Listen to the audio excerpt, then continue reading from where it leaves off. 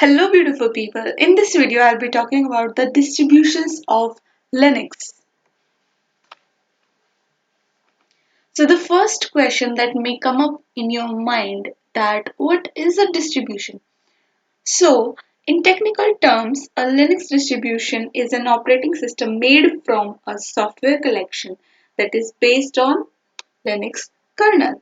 And if you have watched the previous video of mine, then you will know that Linux is a kernel, and when it is bind with other software or applications, it becomes an operating system.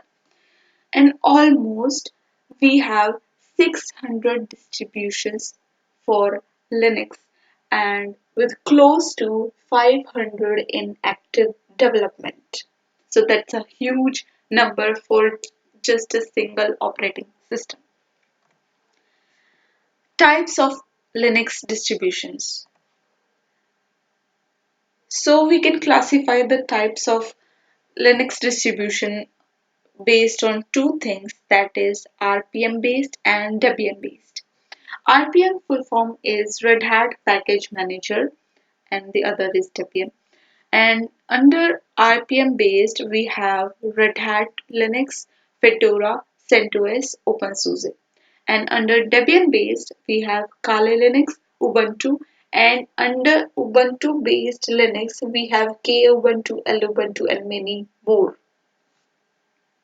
So if you are a new user to Linux, chances of using Ubuntu are very high because of its interactivity with the user, because its GUI is more good for the new user if you have switched from Windows to Linux. And personally, I used Ubuntu when I started learning Linux. Then I switched to Red Hat and then CentOS and Fedora.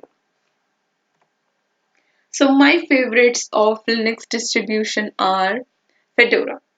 This is RPM based and I am using it since for the past 1 year. The second one is Red Hat.